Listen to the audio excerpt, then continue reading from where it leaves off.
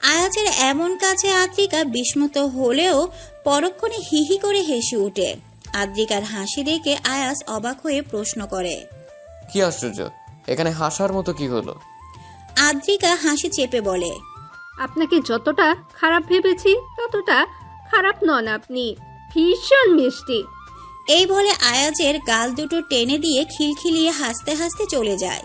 এদিকে দু গালে হাত রেখে আহাম্মকের নিয়ে আদ্রিকা চলে যাওয়া দেখে আয়াজ, তারপর বিড়বিড়িয়ে বলে উঠে, এই মেয়ের আসলেই মাথায় সমস্যা আছে। হলুদের অনুষ্ঠান, খাওয়া দাওয়ার পর্ব সবকিছুর শেষে এবার সকলে বিশ্রাম নেওয়ার পালা, কারণ বিয়ের দিন আরো বড় ধকল আছে। ঘরের আয়নায় সামনে দাঁড়িয়ে চুল আঁচড়াতে আঁচড়াতে ভাবনায় বিভোর হয়ে আছে অরণিকা। চোখের কাজল এখনো মোছেনি সে। আয়নায় নিজের প্রতিবিম্বের উপর এক হাত রেখে আপন মনে বলে উঠে সে, আজ কতদিন পর তুই চোখে কাজল দিয়েছিস সরু। চোখে কাজল দেয়া তোর সবচেয়ে পছন্দের কাজ ছিল, তবে কটু মন্তব্যের দাপটে ওই পছন্দকে ত্যাগ করেছিলি তুই। শুধু কি পছন্দ না, নিজেকে আড়াল করেছিস, লুকিয়েছিস নিজের সত্তা। আজ সেই চাপা দেওয়া স্তূপের ভেতর থেকে নিজের হারিয়ে যাওয়া সত্তা টেনে হিসেবে বের করে আনার চেষ্টা করছিস। কিন্তু কেন? ওই মানুষটার কথায়, তার কথার এত দাম তোর কাছে? ঝট করে আয়নার উপর থেকে হাত সরিয়ে নেয় অরণিকা। না না, তার কথা আমার ভেতরে কথার সাথে মিলছে কেবল, এর বেশি কিছু নয়, এর বেশি কিছু হতেই পারে না। বুবু, আদ্রিকার ডাকে নিজের ভাবনায় জগৎ থেকে বেরিয়ে এলো অরণিকা, কিন্তু নিজের জায়গা থেকে নড়ল না একটুও। আদ্রিকা এগিয়ে তার বুবুকে পেছন থেকে জড়িয়ে ধরে কাঁধে মাথা ঠেকায়। অরণিকার পিছু ফেরে আদ্রিকার মুখ অজলায় ভরে উপরে তোলে, স্নেহময়ী কণ্ঠে শুধায়, কি হয়েছে বনু, মন খারাপ? আদ্রিকা দুই পাশে মাথা নাড়ায়, তারপর কেমন যেন ক্লান্ত স্বরে বলে ওঠে, মাথায় হাত বুলিয়ে ঘুম পাড়িয়ে দিবে বুবু। হেসে ফেলে অরু। বিছানায় বসে বোনকে ইশারায় কোলে মাথা রাখতে বলে। কাল বিলম্ব না করে আদ্রিকা অরুর কোলে মাথা রেখে শুয়ে পড়ে। অরু পরম যত্নে আদ্রিকার চুলে বিলি কেটে দিচ্ছে। আদ্রিকা বলে উঠে, আচ্ছা বুবু, শাহাদাত ভাইকে তোমার কেমন মনে হয়? তার তো অনেক সুনাম গ্রামে, বেশ ভদ্র ছেলে বলেই তো জানি তাকে। কেন বলতো? তার সাথে কি আমার বিয়ে দিয়েই দিবে? তা তো জানি না রে, তবে সবাই তো তাই চাচ্ছে। বুবু, হুম। মা, দাদু, চাচু, ওরা তো কেউ আমার খারাপ চাইবে না বলো? ধুর পাগলি, ওরাই তো তোর সবচেয়ে আপন। আপন মানুষেরা কখনো খারাপ চায় বল? আদ্রিকার কিছু বলে না, দীর্ঘশ্বাস ফেলে চোখ বুঝে নেয়। ক্লান্ত দেহে মুহূর্তে ঘুমের রাজ্যে তলিয়ে যায় সে। এদিকে বোনের কথাবার্তার ভঙ্গিমা কেমন যেন অন্যরকম থেকে অরুর কাছে, তবে তা নিয়ে বিশেষ মাথা ঘামালো না অরু। পাগলি মেয়ে, কখন কি বলে ঠিক নেই। বাড়ি ভর্তি মেহমান থাকায় অরুণিকা আদ্রিকা আজ অন্য ঘরে আছে। সেই ঘরে আরো অনেক ঘুমিয়েছে। এমন হিজিবিজির মধ্যে অরুর ঘুম আসছে না। সে উঠে গিয়ে জানালার পাশে দাঁড়ায়। জানালা দিয়ে পুরো আকাশ দেখা যাচ্ছে। আকাশে আজ চাঁদ নেই, তবে শত শত তারাদের উকিঝুঁকি দৃশ্যমান। জানালার গ্রিলে মাথা ঠেকিয়ে ওই তারাই মেলা দেখছে অরণিকা। তার ঠিক তার পাশের জানালাতে দাঁড়িয়ে একইভাবে আকাশে তারা দেখছিল আহরারও। আহরারদের পাশের ঘরেই অরণিকারা থাকছে আজ। তা আহরার অরণিকা দুজনেই জানে, তবে এই মুহূর্তে তারা যে পাশাপাশি দাঁড়িয়ে আছে তা জানে না। নয়নে তারকারাজের দর্শন, তবে অন্তরে শ্যামবতীর বিচরণ। কি অদ্ভুত! মেয়েটা এমন দিশেহারা করে দিল। দিন নেই রাত নেই, কেবল তারই কথা স্মরণ হতে থাকে। ঘুমন্ত হোক বা জাগ্রত মস্তিষ্কে জুড়ে সেই সুনয়না কি দাপুটে বিচরণ। তার কথা ভাবতে গেলে আকাশের তারাগুলো যেন ফুল হয়ে ঝরতে থাকে। ভাবতে ভাবতে আনমনে হেসে ফেলে আহরার। মৃদু মন্দ হাওয়ায় কোথা হতে যেন গন্ধরাজ ফুলের সুবাস ভেসে আসছে। হুট করে পাশের জানালায় গলি হতে একটি হাত বাহিরে এলো। আহরারের নজর আসতেই সেই ধর্মড়ি উঠে। এই হাত চিনতে তার অসুবিধা হয় না। ওই হাতে থাকা ব্রেসলেট সে নিজের হাতে পরিয়ে দিয়েছিল। হয়তো বৃষ্টি হচ্ছে কিনা তাই দেখলো। পরপরই হাত বেদ ভিতরে ঢুকিয়ে নিল। আহরার সেদিকে চোখ ফিরিয়ে একবার আকাশের দিকে চায়। আকাশ ঝকঝকে পরিষ্কার হয়ে আছে। কিছু কিছু তারা মাঝে মাঝে উজ্জ্বল আলোয় বিচরণ ঘটাচ্ছে। সেদিকে তাকিয়ে অরণিকাকে কল্পনা করে আহরারের মনে একটি গানের কিছু লাইন ভেসে বেড়াতে থাকে। গুনগুন করতে করতে সুর তুলতে থাকে সে। নিশুতি রাতে শান্ত পরিবেশে সেই সুর অরণিকার কর্ণকুহরে এসে প্রবেশ করে পরিষ্কারভাবে। মাথা উঁচিয়ে পাশের জানালা বরাবর উকি দেওয়ার চেষ্টা করে সে, তবে কাউকে দেখতে পায় না। আহরার গান গাইতে শুরু করে।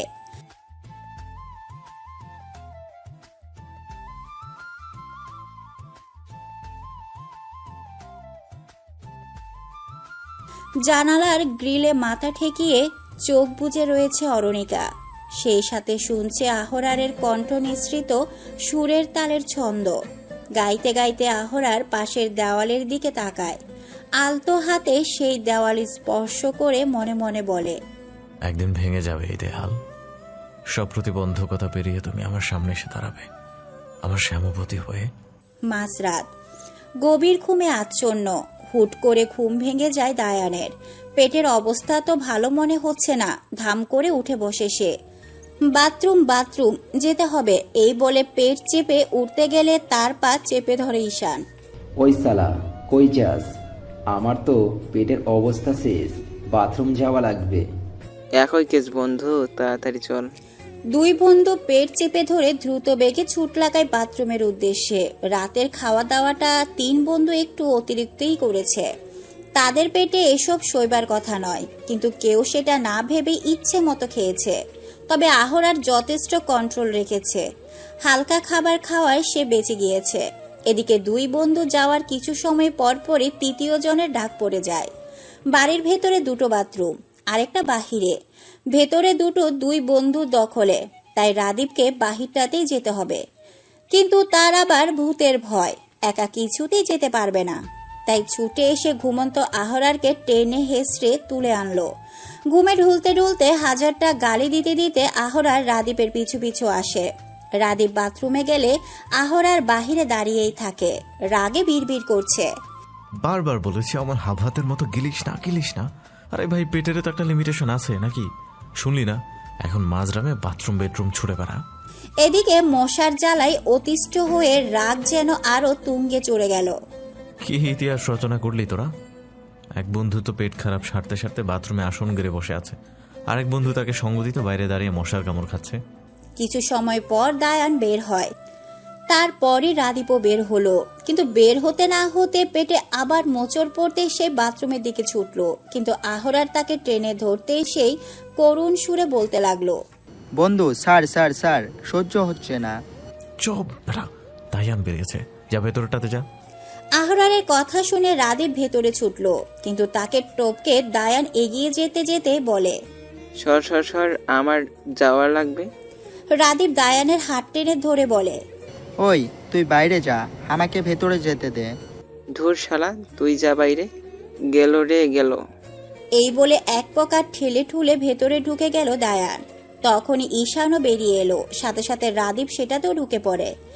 আর তা দেখে ঈশান হাসতে থাকে। তবে মুহূর্তে তার হাসি উপড়ে গেল যখনই তার অবস্থাও ব্যাগতিক হলো। পাগলের মতো দুটো বাথরুমের দরজা ধাক্কাতে থাকে।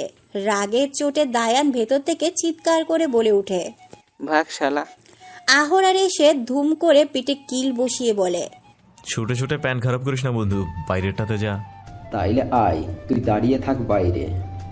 হ্যাঁ নিশ্চয়ই, এই কাজের জন্যই তো সৃষ্টিকর্তা আমাকে ওপর থেকে মেরেছেন এই ধরনীতে। হ্যাঁ চলুন, আপনার পাহারায় তো আমি নিযুক্ত আছি, চলুন। ঈশানের কানে কোনো কথাই প্রবেশ করেনি, কারণ সে ততক্ষণে ছুট লাগিয়েছে বাহিরে। আহরার বেচারার বার কি করার, বাহিরে দাঁড়িয়ে আবার মশার কামড় খায়। বাহিরটা মোটামুটি ভালোই অন্ধকার, কারণ আপাতত লাইটিং অফ রাখা হয়েছে সব। তাই ফোনের ফ্ল্যাশ লাইট জ্বালিয়ে দাঁড়ালো সে। হুট করে মেয়েলি কণ্ঠস্বর শুনে ফ্ল্যাশ অফ করে দাঁড়িয়ে আছে সে। কেউ একজন বাহিরে বেরোলো, বিরক্তিতে বিড়বিড় করছে সে। সবকটা বাথরুম দখল করে রেখেছে, আজব কারবার। আহরার বুঝতে পারলো মেয়েটি রূপা। এদিকে এই বাথরুমও যে দখলে হয়ে আছে সেটা ভাবতেই আহরারের হাসি পেয়ে গেল। রূপা এগিয়ে আসতে আসতে আহরারের উপস্থিতি টের পেল, চেঁচিয়ে বলে উঠে। কে রে, কে ওখানে? বলতে বলতে আহরারের কাছাকাছি এসে হারিকেলটা তুলে ধরে সে। আহরারের মুখ খোলা, এই মুখ রূপা আগে দেখেনি। হারিকেনটা মুখের কাছে ধরতে আহরারের মুখটুকু প্রদর্শন হয়। চোখ দুটো বিশাল আকার ধারণ করে রূপা চেয়ে থাকে। হুট করেই তার কাঁপাকাঁপি শুরু হয়ে যায়। তোতলানো স্বরে বলে উঠে, ও মা, ও মা। আচমকা উল্টো পথে ছুট লাগায় সে আর চিৎকার করে বলতে থাকে, ও মা গো, জিন। আহরার বেকুব হয়ে রূপার ছুটে যাওয়া দেখছে। বিয়ে বাড়ির পরিবেশ এখন বেশ রমরমা। একটু পরে বরযাত্রীরা চলে আসবে। সকাল থেকে কাজের চাপে থাকায় তৈরি হওয়ার সময়টুকুও পায়নি অরণিকা। তাই জলদি জলদি হাতের কাজ সেরে তৈরি হতে গিয়েছে সে। খুব সাধারণই সাজ, খুব বেশি সময় লাগেনি। তাড়াহুড়ো করে ঘর থেকে বেরোতে গিয়ে কি মনে করে যেন পেছনে ফিরে এলো সে। আয়নার সামনে দাঁড়িয়ে স্থির নয়নে নিজেকে দেখল। তারপর কাজলটা বের করে যত্ন করে চোখে লাগিয়ে নেয়। আরও একবার নিজেকে দেখে নেয়। অদর জুড়ে হালকা হাসির ঢেউ খেলে যায় তার। অতঃপর ঝটপট বেরিয়ে পড়ে। দরজা ভেজিয়ে ছুটে যায়। হুট করে দাঁড়িয়ে পড়ে সে, পেছন হতে ভেসে আসা কণ্ঠস্বর শুনে। অরুণিকা। কাট কাট হয়ে দাঁড়িয়ে থাকে অরণিকা। ধীরে ধীরে সামনে এসে মুখোমুখি দাঁড়ায় আহরার। সামনে ঝুঁকে এসে গভীর দৃষ্টিতে অরণিকার চোখের দিকে চেয়ে আহরার মৃদু স্বরে বলে ওঠে। সুনয়না আখির যুগলে কাজল লাগলো তবে। কোনো জবাব নেই অরণিকার। মাথা নুয়ে দাঁড়িয়ে ইতস্তত করতে থাকে কেবল। আহরার পুনরায় বলে উঠে, আমার কথাটা রাখলেন তবে? এবার চোখ তুলে তাকায় অরণিকা। মুখে কথা ফুটে তার। কে বলেছে আমি আপনার কথায় কাজল পড়েছি? কাজল পড়া আমার শখ, নিজের শখ পূরণ করেছি কেবল।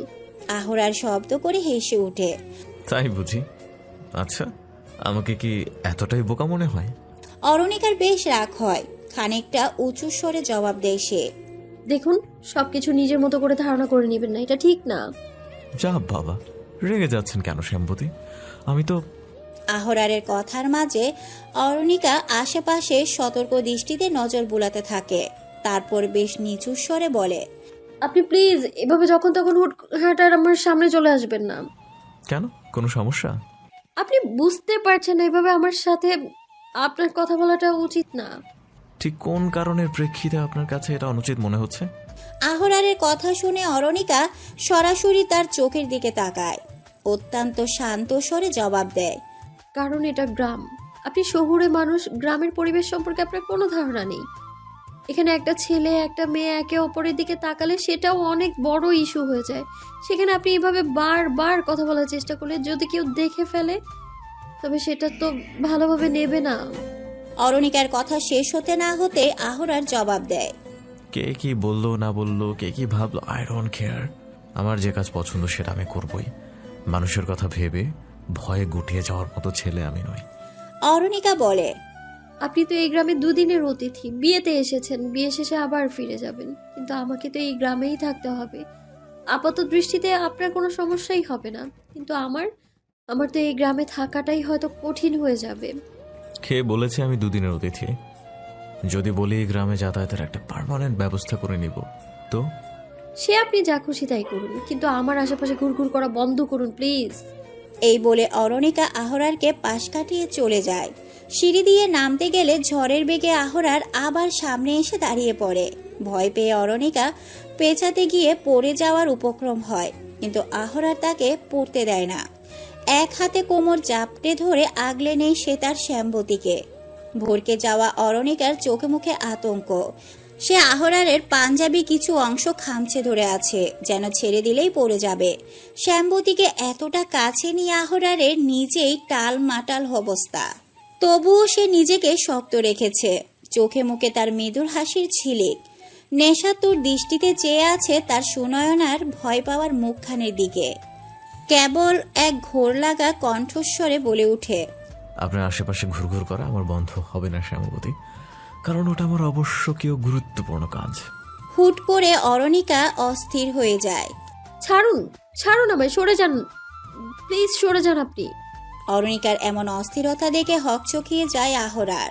অরুকে দাঁড় করিয়ে ছেড়ে দেয় সে, একটু পিছিয়ে যায়।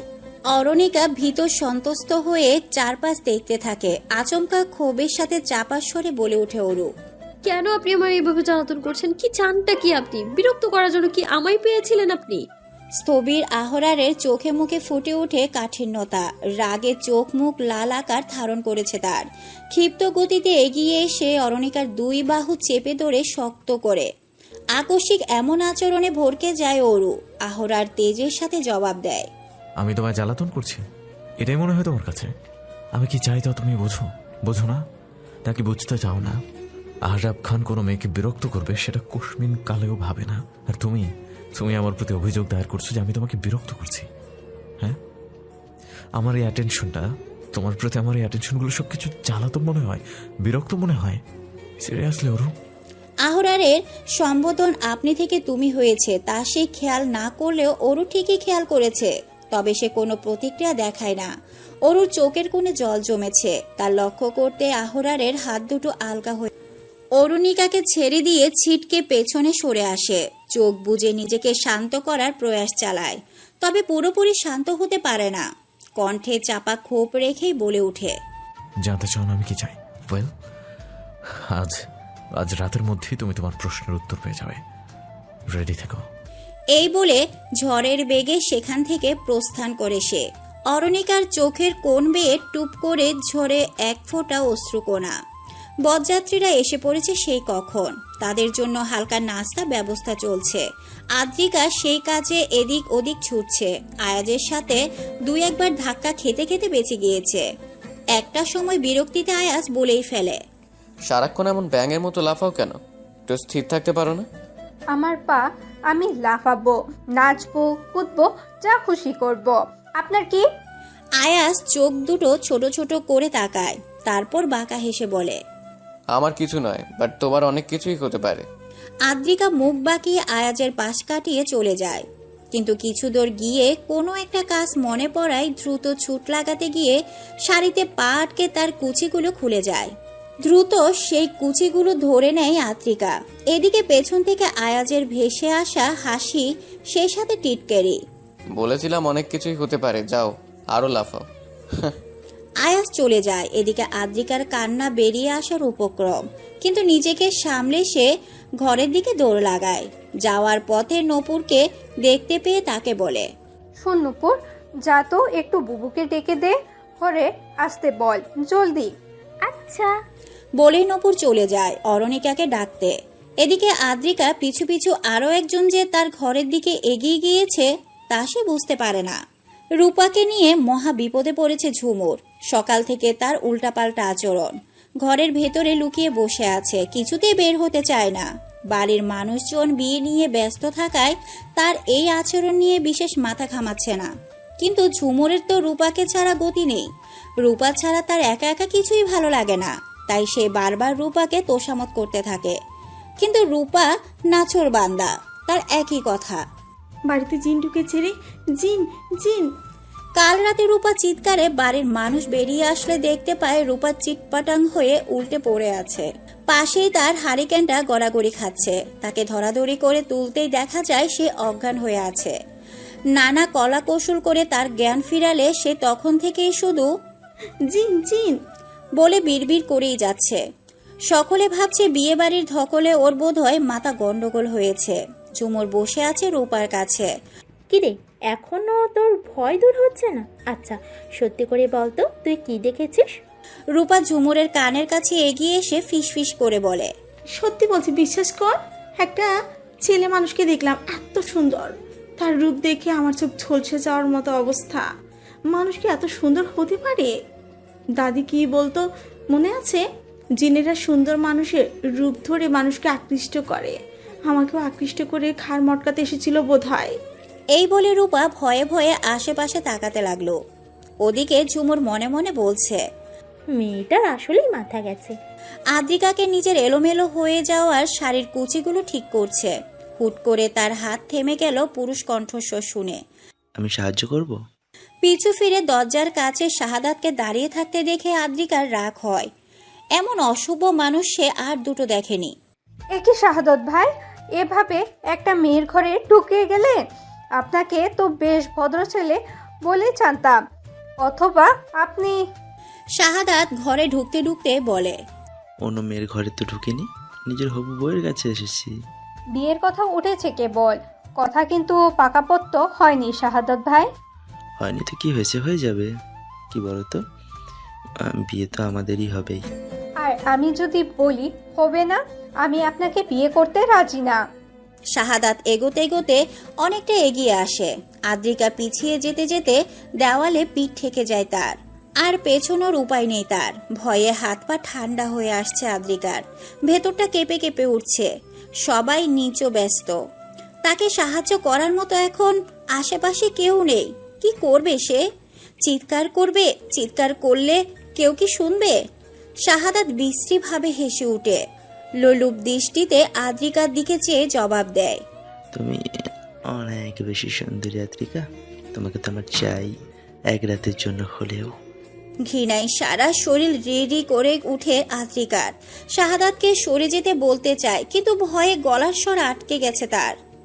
এদিকে শাহাদাত এক নোংরা ইচ্ছে নিয়ে আদ্রিকার মুখের দিকে ঝুঁকতে থাকে। হঠাৎই সে থেমে যায়, বলা চলে থেমে যেতে বাধ্য হয়।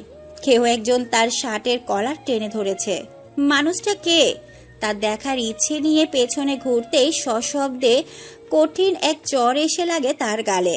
বিস্ময় রাগ নিয়ে গালে হাত দিয়ে সামনে তাকিয়ে দেখে শান্ত শিষ্ট নম্র মেয়ে বলে জানা অরণিকা রক্ত চক্ষু নিয়ে তাকিয়ে আছে তার দিকে। দৃষ্টিতে তার আগুন ঝরছে। এই মুহূর্তে তার দৃষ্টি দেখলে যে কারোরই অন্তরাত্মা কেঁপে উঠবে।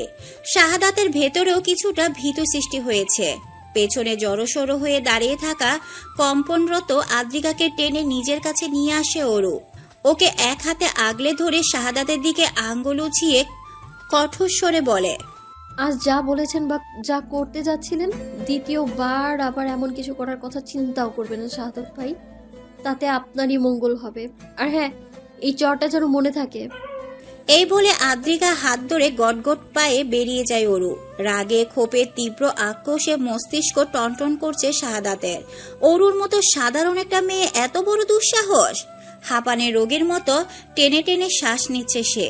কিছুতেই মেনে নিতে পারছে না একটা মেয়ে হয়ে তার গায়ে হাত তুলবে। মাথার চুল খামছে, দাঁতে দাঁত চেপে কিরমির করছে সে। ভয়ানক রাগে দাঁতে দাঁত বাড়ি খেয়ে কটমট আওয়াজ করছে তার। রাগের দরুন সারা শরীর থরথর করে কাঁপছে। মেডিসিন দরকার তার এখন। শরীর খারাপ করতে শুরু করেছে। চাপা চিৎকার করে উঠে সে, তারপর চিবিয়ে চিবিয়ে বলতে থাকে, যতক্ষণ না তোর সর্বনাশ করতে পারছি অরুণিকা, আমি শান্ত হতে পারবো না, কিছুতেই পারবো না। নিজের ফোনটা বের করে কাপা কাপা হাতে ডায়াল করে সে। ওপাশ থেকে রিসিভ হতেই ক্ষুদ্র স্বরে থেমে থেমে বলে সে, অরুণিকার সর্বনাশ নইলে হোক তোদের শেষ নিঃশ্বাস। আদ্রিকাকে নিয়ে বেরিয়ে আসতেই হুট করে থেমে যায় অরণিকা, কারণ আদ্রিকা তার হাত টেনে দাঁড়িয়ে পড়েছে। অরুর তাকিয়ে দেখে আদ্রিকা কাঁদছে। ছোট বোনের কাছে এসে তার চোখের পানি মুছিয়ে দিতে দিতে বলে, কি হয়েছে বনু, কাঁদছিস কেন? কিছু হয়নি, দেখ সব ঠিক আছে, বুবু আছে তো, ভয় কেন পাচ্ছিস বল? কাঁদতে কাঁদতে আদ্রিকা জবাব দেয়, বুবু, যদি বাড়ির সবাই এই লোকটার সাথে আমার বিয়ে দিতে জোরাজোরি করে, কি করব বুবু? তুই ভাবলি কি করে এরপরও এমন একটা মানুষের সাথে তোর বিয়ে হতে দিব আমি? সবাইকে জানিয়ে দেব তার আসল চেহারার কথা। কিন্তু তুমি যা দেখেছো বাকিরা তো তা দেখেনি। কেউ কি তোমার কথা বিশ্বাস করবে? শাহাদাত ভাইকে সবাই অনেক পছন্দ করে, তাই ওরা ভাববে আমি হয়তো বিয়ে ভাঙতে ইচ্ছে করে মিথ্যে নাটক সাজাচ্ছি। এখন আমরা কি করব বুবু? বোনের কথা শুনে চিন্তায় পড়ে যায় অরণিকা। সত্যিই তো আদ্রিকার কথাগুলো ফেলে দেওয়ার মতো নয়। কিভাবে কি করবে সে? আদ্রিকার কান্নার বেগ তীব্র হয়। অরুণিকা বোনকে বুকে জড়িয়ে শান্ত করার চেষ্টা করে, কিন্তু তার মাথায় আসন্ন বিপদ নিয়ে একরাশ দুশ্চিন্তা এসে ভর করেছে। দুই বোনের এমন দৃশ্য একটু দূরে দাঁড়িয়ে থাকা আয়াজের দৃষ্টিগোচর হয়। তিরিং বিরিং করে লাফিয়ে বেড়ানো হাসি খুশি মেয়েটাকে এমনভাবে কাঁদতে দেখে আয়াজের অদ্ভুত রকমের মায়া কাজ করে। আদ্রিকার কান্নার কারণ সে কিছুটা আন্দাজ করতে পারে, কারণ একটু আগেই সে ওদের রুম থেকে শাহাদাতকে বেরোতে দেখেছে। ছেলেটাকে বেশ খেপাটে দেখাচ্ছিল, সম্ভবত কিছু নিয়ে ভয়ানক রেগে আছে। বুদ্ধিমান আয়াজের ব্যাপারটা ধারণা করতে খুব একটা অসুবিধা হয় না। এদিকে শুভ বিবাহের কাজ সম্পূর্ণ হয়েছে, সকলের খাওয়া দাওয়া কাজের ব্যস্ত এখন। অরুণিকাও কাজের মধ্যে ডুবে গিয়েছে। আদ্রিকা নিজেকে কিছুটা স্বাভাবিক করে নিয়েছে, তবে অনেকটা চুপসে গিয়েছে সে। তা বুঝতে পেরে আয়াস এসে পাশে দাঁড়িয়ে বলে, চঞ্চলা পাখি হঠাৎ এত শান্ত হয়ে গেল কিভাবে? এমন বিরল দৃশ্য দেখার সৌভাগ্য হলো তবে। আয়াজের কথা শুনে নিলিপ্ত দৃষ্টিতে তার দিকে তাকায় আদ্রিকা। ধস করে উঠে আয়াজের বুক। মেয়েটাকে কেমন ফ্যাকাশে দেখাচ্ছে। আচ্ছা, আমার কেন এত খারাপ লাগছে, এমন মায়া লাগছে কেন বুঝতে পারছি না কিছুতেই। আদ্রিকার কথাই ধ্যান ভাঙে তার। আপনি তো বলছেন স্থির থাকতে। বাহ, গুড গার্ল। আপনার তো এবার খুশি হওয়ার কথা। কি ভেবে যেন আয়াজ জবাব দিল, সেটা তো ভাবছি। খুশি হওয়ার কথা থাকলেও কোনো অজানা কারণে খুশি হতে পারছি না আমি। মনে হচ্ছে এই চঞ্চলা পাখিকে বোধহয় চঞ্চলতাই মানে। এই যে এই স্থিরতা, এটা একটু মানাচ্ছে না। এক কাজ করো, তুমি বরং ব্যাঙের মতোই লাফিয়ে বেড়াও, ওটাই ঠিক ছিল। এই বলে আয়াজ চলে যাচ্ছিল, আবার পিছু ফিরে বলে উঠে, আরেকটা কথা, মেয়ে মানুষ বলে নিজেকে সবসময় নরম সরম দুর্বল করে রেখো না। Be strong, it's better for yourself. একটা সুন্দর শুভ্র হাসি ছুঁয়ে দিয়ে আয়াজ চলে যায়। আদ্রিকা ভাবতে থাকে আয়াজের বলা কথাগুলো। সারাটা দিন পেরিয়ে গেল, অথচ একবারও আরহারকে আশেপাশে দেখলো না। মানুষটা তো সব সময় আগে পিছে ঘুরতে থাকে। অরুণিকা যতই এড়িয়ে যাক না কেন, আরহার ঠিকই কোনো না কোনো বাহানায় অরুণিকার কাছাকাছি থাকবে। কিন্তু আজ হঠাৎ ব্যতিক্রম ঘটল। না চাইতেও অরুণিকার চোখ বেশ কয়েকবার আশেপাশে আহরারকে খুঁজেছে। আচ্ছা, তখন ওভাবে বলায় ওনার কি খুব খারাপ লেগেছে? এই জন্য কি উনি আর সামনেই আসছেন না? বিরক্ত করতে বারণ করায় আর বিরক্ত করছেন না। অরুণিকার খারাপ লাগছে। সে কি মানুষটাকে কষ্ট দিয়ে ফেললো? অরু কাউকে কষ্ট দিতে চায় না, তার জন্য কেউ কষ্ট পাক সেটা সে কখনোই চায় না। কিন্তু আহরার যা করছে বা করতে চাইছে তাতে সায় দেওয়াও অরুর পক্ষে সম্ভব না। অরু ভাবল আহরারের কাছে ক্ষমা সে চেয়ে নেবে, কিন্তু তার জন্য মানুষটাকে খুঁজে তো পেতে হবে। খাবারের জায়গায় দাঁড়িয়ে তিন বন্ধু করুণ দৃষ্টিতে তাকিয়ে আছে সেসব খাবারের দিকে। ঈশান বারবার জিহ্বা দিয়ে ঠোঁট বেজাচ্ছে। রাদীপ দুই ঠোঁট চেপে বারবার ঠোক গিলছে। দায়ান চোখ মুখ কুঁচকে চিন্তা করছে এখনই ঝাঁপিয়ে পড়বে কিনা। হুট করে পেছন থেকে এক লোক বলে উঠে, কি ব্যাপার, খাবার না নিয়ে দাঁড়িয়ে দাঁড়িয়ে খাবারের দিকে এমনভাবে তাকিয়ে আছো কেন? দেখে মনে হচ্ছে যেন এসব খাবার খাওয়ার কপাল নাই তোমাদের, তাই দেখে দেখে চোখ জুড়িয়ে নিচ্ছ। আজকালকার পোলাপানদের মতি বোঝা দেয়। এই বলে লোকটা চলে গেলেন। রাদীপ বলে, কি রে, দিবি নাকি একটু? ঈশান সায় দেয়। হ্যাঁ চল না একটু খাই। দায়ান ধমকে বলে উঠে, খবরদার, একদম না। কাল রাতের কথা ভুলে যাস না তোরা। এসব ভারী খাবার আর একদম খাওয়া যাবে না। চল চল চল। অগত্যা মন খারাপ নিয়ে তিন বন্ধুকে প্রস্থান করতে হয় সেখান থেকে।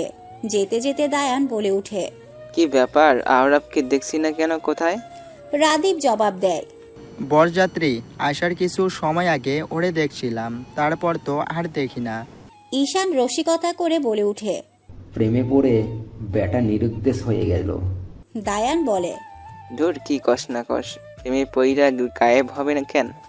দায়ানের কাজ চাপড়ে ঈশান জবাব দেয়, বন্ধু পড়িসনি তো কখনো প্রেমে, তাই বুঝিস না।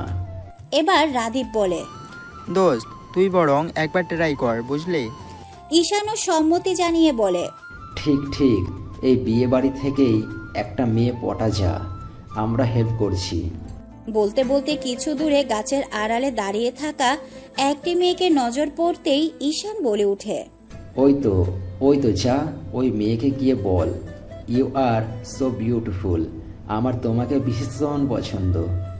দায়ান অসম্মতি জানিয়ে বলে, না না, আমি পারবো না, সর। আরে যা তো যা, ট্রাই মার একটা। এই বলে এক প্রকার ঠেলে ঠুলে দায়ানকে পাঠিয়ে দেয় তারা। ভয়ে ভয়ে দায়ান সেখানে গিয়ে দাঁড়ায়, গলা পরিষ্কার করে কোনো রকমে বলে ওঠে, হেই, ইউ আর সো বিউটিফুল। আমার তোমাকে ভীষণ পছন্দ। গাছের আড়াল থেকে সামনে এসে দায়ানের মুখোমুখি দাঁড়িয়ে সেও জবাব দেয়, ওমা তাই? সত্যি বলছো আমি বিউটিফুল? একজন মধ্যবয়সী স্থূলকার মহিলা, যার ভয়ঙ্কর দানবীয় চেহারা। দায়ান চমকে গিয়ে লাফিয়ে পেছনে সরে যায়, তোতলানোর স্বরে বলে, আসলে ভুলে গেছে অন্য একজনকে বলতে, কি আপনাকে বলে ফেলেছি। সরি, আমি যাই। এই বলে দায়ান ছুটে বন্ধুদের কাছে এসে বলে, শালা, এটা কার কাছে পাঠিয়েছিস? আমাকে দেখ। ওদিকে মহিলাও পেছনে পেছনে আস্তে আস্তে বলে, আরে আমারও তোমাকে অনেক পছন্দ হয়েছে, আসো গালে একটা চুমা দিই। তা দেখে দায়ান বলে, দেখ পিছিয়ে পিছিয়ে আইসা পড়ছে। আমি আর নাই বাবা। এই বলে দায়ান সেখান থেকে পালিয়ে যায়। এদিকে মহিলা রাদীপ আর ঈশানকে দেখে একগাল হেসে বলে, ও মা, তোমরাও কত সুন্দর, দেখি চুমু খেতে মন চায়। আসো আসো চুমা খাই। ঈশান রাদীপকে গুঁতো মারতে মারতে বলে, ভাই বাঁচতে চাইলে পালা পালা। বাবা গো। বলতে বলতেই দুজনে দৌড় লাগায়, এক দৌড়ে পকার পার। বিয়ের দিন বউ নিয়ে যাওয়ার একটা নিয়ম থাকলেও দিয়ার বিয়ের ক্ষেত্রে নিয়মটার ঠিক ভিন্নতা রাখা হয়েছে। আজ বিয়ে হলেও আজই বউ নিয়ে ফিরবে না তার শ্বশুরবাড়ির লোকজন, অর্থাৎ আজ রাতটা তারা এখানেই থাকছে। সেই সুবাদে কিছুটা আনন্দ মজা করার উদ্দেশ্যে একটা ছোটখাটো কনসার্টের আয়োজন করা হয়েছে। সেখানে কেবল ইয়াং ছেলে মেয়েরাই উপস্থিত। গুরুজনরা সব বাড়ির ভেতরে নিজেদের মতো সময় কাটাতে ব্যস্ত। অরণিকা কখনো এসব কনসার্ট দেখেনি, তার কাছে অন্যরকম লাগছে বেশ, তবে ভালোও লাগছে। পরপর বেশ কয়েকজন শিল্পী অনেক বিখ্যাত সব গান গাইল, আর সকলে যে কি হই হুল্লো, তালে তালে চেঁচিয়ে উঠা, লাফিয়ে নাচ। অরণিকা অবাক হলেও আদ্রিকা বেশ হাসি পাচ্ছিল। সে খুব হেসেছে এবং কিছু সময় পর নিজেও সবার সাথে তাল মেলালো। বোনকে স্বাভাবিক দেখে অরণিকার স্বস্তি মিলল, খুশি হলো সে। ওদিকে তার সাথে সাথে খুশি হলো আরো একজন। সে এগিয়ে এসে আদ্রিকার কানে কানে ফিস ফিস করে বলে, এবার পারফেক্ট আছে। আয়াজের কথা শুনে হেসে ফেলে আদ্রিকা, জবাবে পাল্টা হাসি আয়াজও দেয়। অরণিকা এখনো আহরারকে খুঁজে চলেছে। অদ্ভুত লাগছে তার, একটা মানুষ এভাবে নিরুদ্দেশ হয়ে গেল। আসলে কি নিরুদ্দেশ হয়েছে, নাকি আশেপাশে আছে ওরু দেখতে পাচ্ছে না? এমন নয় তো যে উনি ইচ্ছে করেই এমনটা করছে। ওরও তাকে খুঁজে বেড়ায় কিনা তা দেখতে। এমনটা হলে তো ওনাকে প্রশ্রয় দেওয়া হবে, যা অনুচিত। ওরু নিজেকে নিজেই বলতে থাকে, এসব খোঁজাখুঁজি বন্ধ কর অরু, ক্ষমা চেয়ে নেওয়া যাবে। মানুষটা আছে, এতটা অস্থির হওয়ার কিছুই নেই। আর তাছাড়া তুই তো ভুল কিছু করিসনি, মানুষটা তো সত্যি তোকে বিরক্ত করছিল। একদম প্রশ্রয় দিবি না অরু, একদম না। নিজের মনকে দমিয়ে ওরু অনুষ্ঠানের দিকে মন দেয়। হঠাৎই স্টেজটা অন্ধকার হয়ে যায়, সবার মধ্যে চাপা শোরগোল দেখা যায়। কি হলো হঠাৎ? এরই মাঝে আবারও আলো জ্বলে ওঠে। গিটারের টুংটাং শব্দ তুলে কেউ একজন এগিয়ে আসছে। ঠিক আলোর মধ্যে এসে দৃশ্যমান হতেই সকলে বুঝতে পারে মানুষটা আর কেউ নয়, স্বয়ং আহরার খান। বিস্মিত নয়নে চেয়ে থাকে সকলে। বন্ধুরা তো চেঁচিয়ে ওঠে। মাস্কের ভেতরে পড়ে থাকা মাইক্রোফোনে বলে ওঠে আহরার, বিশেষ একটি কারণে বিশেষ একটি গান। আশা করি গানটি যেখানে পৌঁছানোর সেখানে পৌঁছে যাবে। ঈশান্ত রীতিমতো সিটি বাজাতে শুরু করে, চেঁচিয়ে বলে ওঠে, অসাধারণ সিদ্ধান্ত বন্ধু, ফাটাইয়া দে জাস্ট। দায়ান রাদীপও তাল মিলিয়ে বলে, ইয়েস, শুরু কর তুই। সকলের উৎসাহ দিতে শুরু করেছে আহরারকে। আহরারের চোখ তার শ্যামবতীর দিকে নিবদ্ধ। অরুণিকা স্থবির নয়নে চেয়ে আছে আহরারের দিকে। কি চাইছে মানুষটা?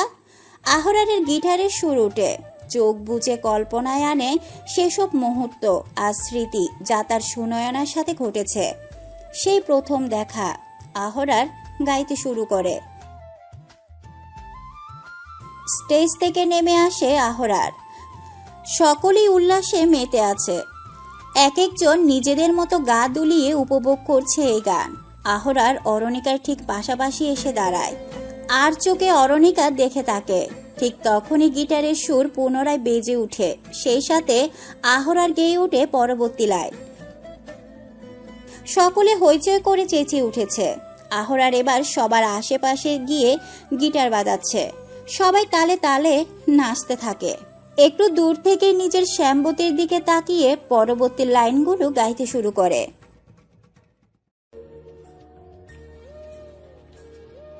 শেষ লাইনটি আহরার ঠিক অরুণিকার কানের কাছে এসে বলে। চকিতে ফিরে তাকায় অরুর আহরারের দিকে। আহরারের চোখে ফুটে ওঠা হাসি অরুণিকাকে বুঝিয়ে দেয় বেশ ভালোভাবে আহরার কি চায়। সে বলেছিল আজ রাতের মধ্যে সে প্রশ্নের উত্তর জানাবে। সে কি চায়? এটাই কি তবে তার চাওয়া? আহরার গাওয়া প্রতিটি লাইন মনে হচ্ছিল সবটা অরুর জন্য গাওয়া।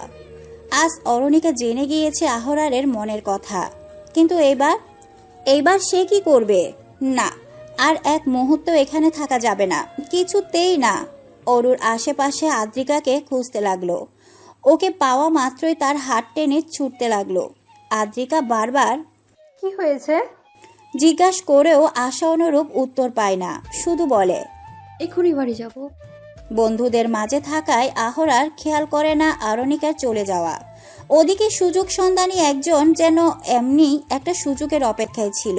এইবার এই সুযোগটাই কাজে লাগাবে সে। অমাবস্যায় নিকোষ কালো আধারে ছেয়ে আছে রাতটি, একেবারে কুটকুটে অন্ধকারও নয়। গ্রামের পথঘাটের আবছা আলোয় দৃশ্যমান। সেই আলোতেই হেঁটে চলেছে দুই বোন, কিন্তু কিছু দূর যেতেই হুট করে দাঁড়িয়ে পড়ে তারা, কারণ মনে হচ্ছে কেউ তাদের পিছু পিছু আসছে। নিজেদের গ্রামের রাতের আধারে চলাচল করা মোটেও কোনো বড় ব্যাপার নয়, তবে আজ তারা ভয় পাচ্ছে। আসলে কেউ তাদের পিছু নিচ্ছে কিনা তা বুঝতেই তারা দাঁড়িয়ে পড়েছিল। আশ্চর্যজনকভাবে পেছনে পায়ের শব্দ থেমে যায়। পুনরায় হাঁটা শুরু করতেই পেছনে হাঁটার শব্দ শুরু হয়ে যায়। আদ্রিকা ভয় পাচ্ছে ভীষণ। বোনকে সাহস দিতে নিজেকে শক্ত রাখলেও অরুর নিজের ভিতরেও ভয়ের কম্পন সেই অনুভব করছে। দ্রুত পা চালাতে থাকে তারা। সামনেই একটা আম বাগান, সেই বাগান পেরিয়ে ধানক্ষেত, আর তার পরপরই অরুদের বাড়ি। বাগানের পাশে একটা খোলা মাঠ রয়েছে, সেই মাঠ দিয়ে গেলে দ্রুত পৌঁছানো যাবে। তাই অরু মাঠের পথটাই ধরল। ঝোঁকের বসে এই রাতের বেলা বেরোনোটা যে কত বড় বোকামি হয়েছে তা বেশ ভালোই বুঝতে পারছে অরু। কিন্তু এখন আর কিছুই করার নেই। মাঠ দিয়ে কিছু দূর যেতেই অরুর ভয়টা সত্যি হলো। কোথা থেকে হঠাৎ তিনজন লোক এসে পথ আগলে দাঁড়িয়ে পড়ে। ভয় পেয়ে পিছিয়ে যায় অরু। আদ্রিকা কাঁদতে শুরু করে। অরু সাহস করে বেশ কড়া স্বরে জিজ্ঞেস করে, কারা আপনারা? এভাবে রাস্তা আটকাচ্ছেন কেন? আমরা এই গ্রামেরই মেয়ে, সামনেই আমাদের বাড়ি, বেশি বাড়াবাড়ি করলে। মেয়ে হয়ে এত তেজ? পেছন থেকে ভেসে আসা কণ্ঠস্বর শুনে অরু আদ্রিকা দুজনেই অন্তরাত্রা খাঁচা ছাড়ার হবা জোগাড়। সেই গলার স্বরটি আর কারো নয়, শাহাদাতের। একেবারে অরুণিকার সামনে এসে দাঁড়িয়ে পুনরায় বলে ওঠে, এত তেজ পাও কোথা থেকে? কোন শক্তিতে, কিসের ভিত্তিতে এই তেজ নিয়ে টিকতে পারবে? বলতে বলতে শাহাদাত বড্ড কাছে চলে এসেছে। তার নিঃশ্বাসের স্পর্শ অরুর মুখে লাগাতে ঘৃণায় সারা শরীর গুলিয়ে উঠে তার। শাহাদাত আত্মগরিমা দেখিয়ে বলে, শুধু একবার গায়ে কলঙ্ক লাগিয়ে দিলে গলায় দড়ি কলসি দিয়ে মরা ছাড়া কোনো উপায় থাকবে না। আর সেই মেয়ে কত তেজ দেখায়। শাহাদাত ভাই সরে দাঁড়ান, যেতে দিন আমাদের। যেতে দিব বলে তো রাস্তা আটকায়নি। তোর এত বড় স্পর্ধা, তুই আমার গায়ে হাত তুলছিস। আজ তোকে বোঝাবো আমি কি জিনিস।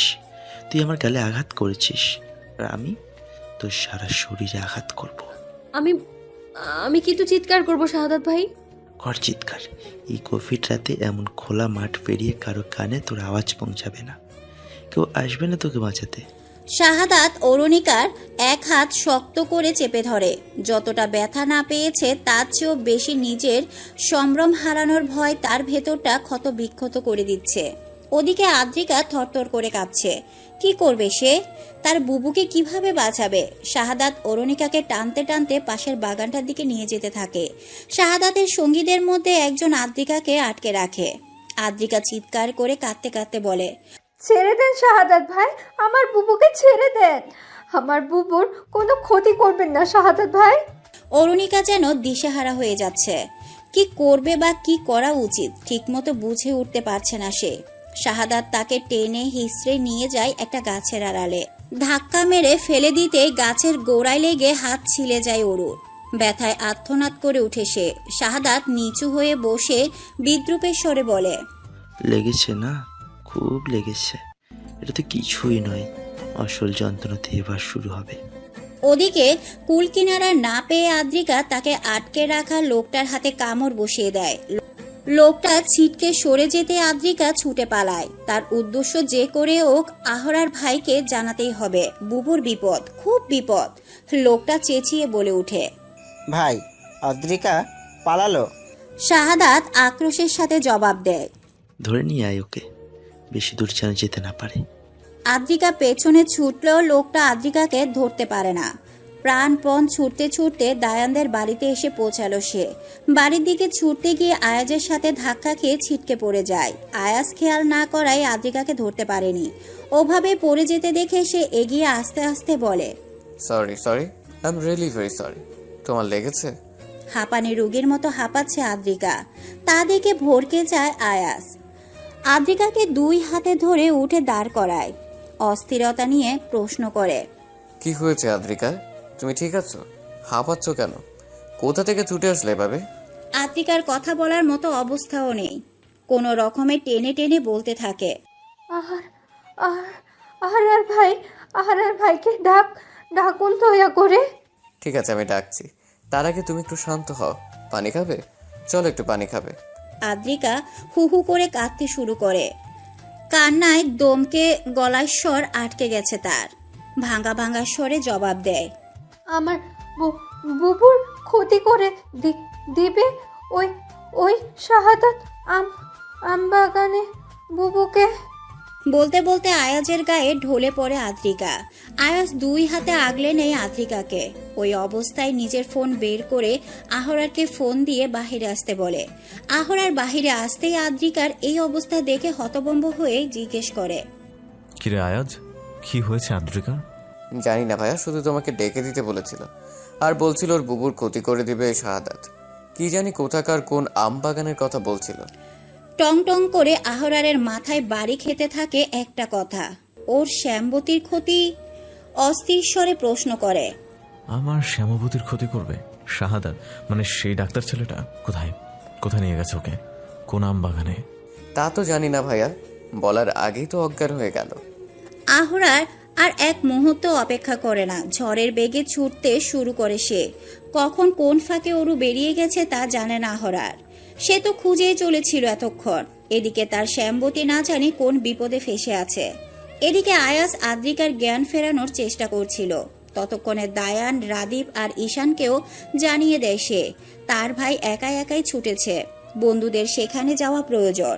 এই ভয়ঙ্কর অন্ধকার রাতে অরণিকার জীবনেও কি নেমে আসবে বিষাক্ত আধার?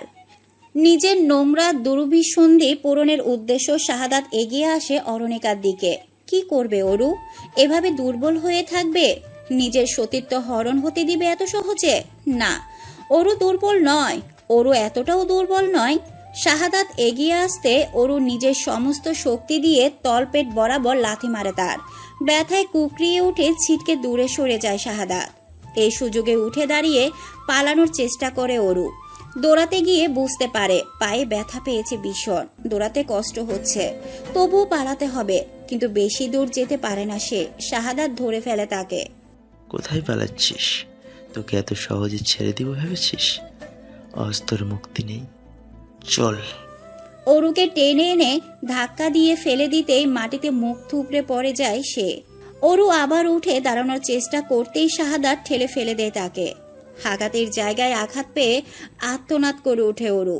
নিজের পরনের শার্টটা খুলতে খুলতে শাহাদাত বলে উঠে, আজ তোকে বোঝাবো তোর লিমিট ঠিক কতটুকু।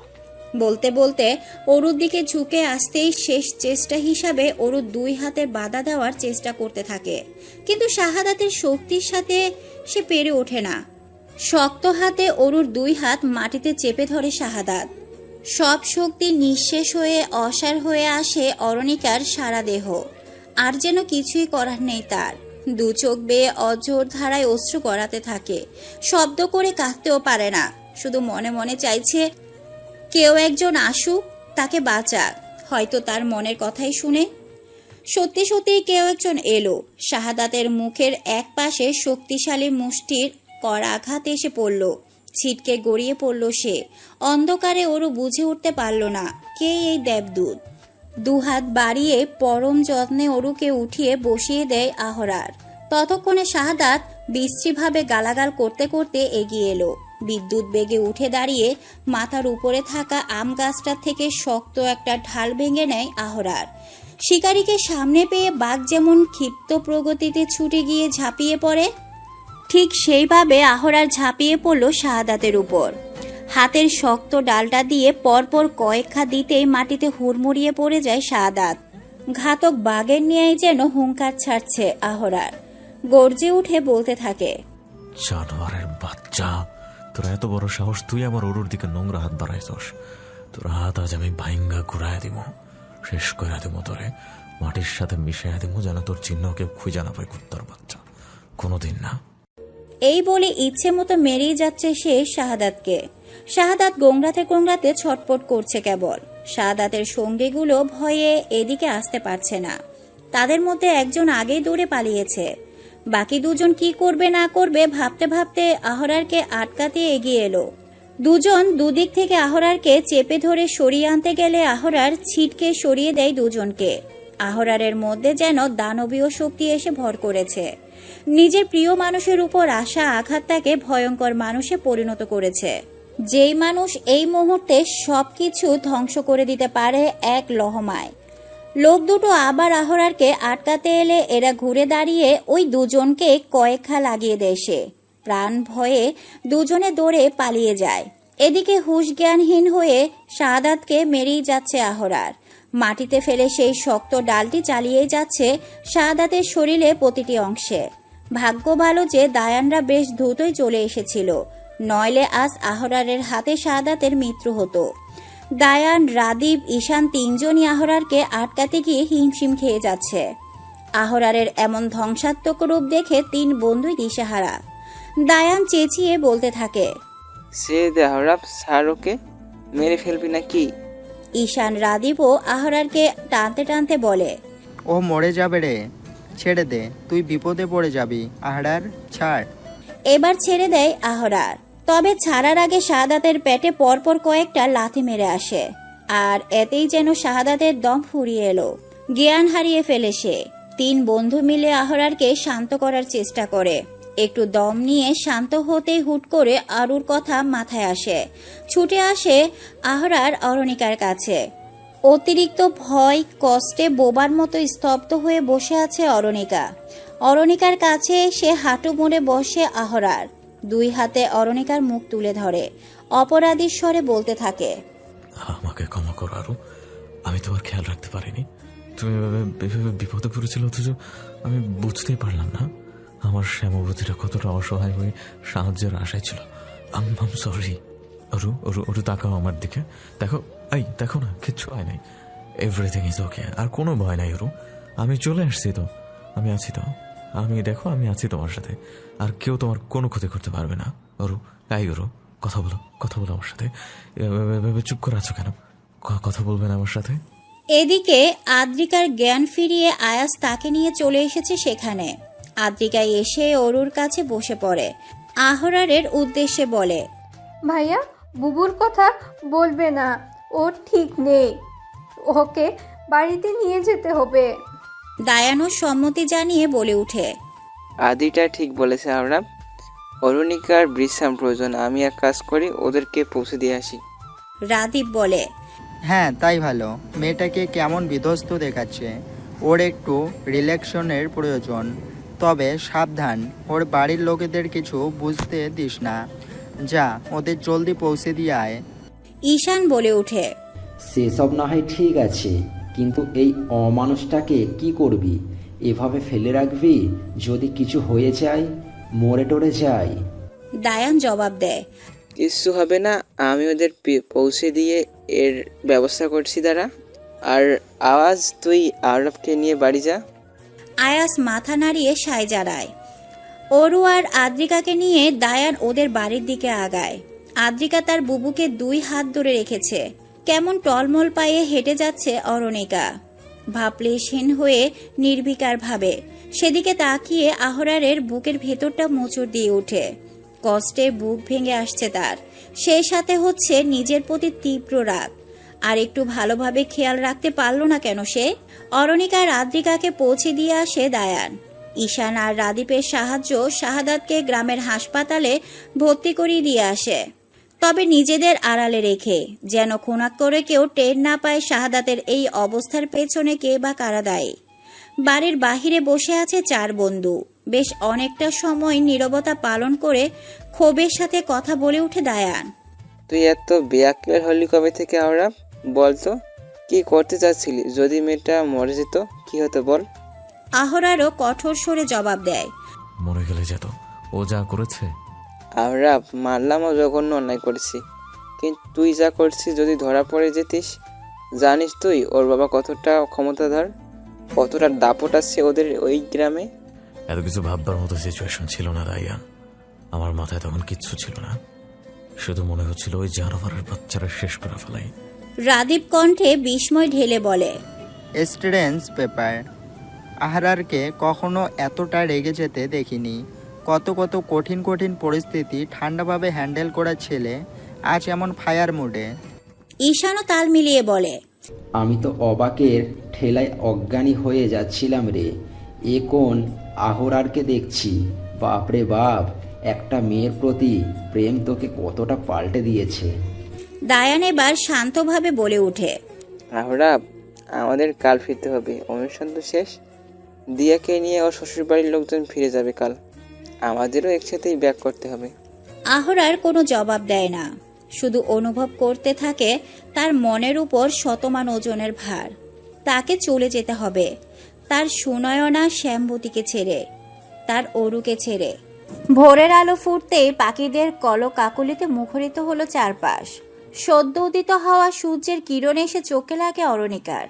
পিটপিট করে চোখ খুলে তাকায় সে, আর মোড়া ভেঙে উঠে বসে। বাহির হতে ঘরে প্রবেশ করা শুভ্র আলো দেখে অরণিকার ঠোঁটের কোণে ফুটে উঠে আলতো হাসি। বিছানা ছেড়ে জানালার কাছে এসে দাঁড়ায় সে।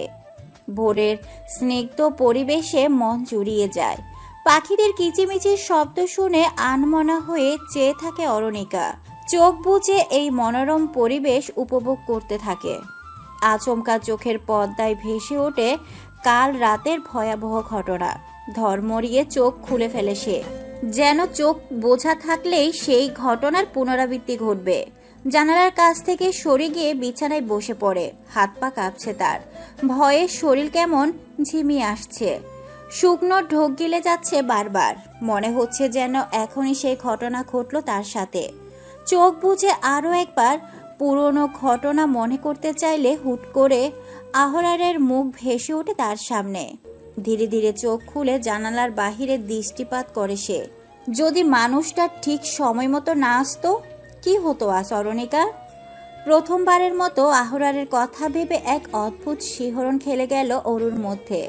নিজেকে ধাতস্থ করে নিতেই দরজা খুলে কারো ভেতরে প্রবেশের শব্দ শুনতে পায় সে। সেদিকে তাকিয়ে দেখতে পায় আদ্রিকা কেমন চোরের মতো নিঃশব্দে ভেতরে প্রবেশের চেষ্টা করছে। ঘরে ঢুকে সামনে চাইতেই অরুকে বসে থাকতে দেখে একগাল হেসে বলে, ও মা, বুবু তুমি উঠে পড়েছ? আমি ভাবলাম তুমি এখনো ঘুমাচ্ছ। তোমার ঘুমের ব্যাঘাত না ঘটে যেন, তাই আস্তে আস্তে আসছিলাম। অরণিকা কিছু না বলে পুনরায় জানালার বাহিরের দিকে চেয়ে থাকে। আদ্রিকা এসে পাশে বসে পড়ে, নম্র স্বরে বলে উঠে, বুবু মন খারাপ করে বসে আছো কেন? চাপা দীর্ঘশ্বাস ফেলে মুখের হাসির ঝিলিক ফুটিয়ে তোলার চেষ্টা করে অরু। বোনের দিকে তাকিয়ে বলে, আমি মন খারাপ করে নেই বনু। সত্যি? একদম সত্যি। তাহলে চলো বাহিরে চলো। এখনই উঠলাম, বাইরে পড়ে যাই।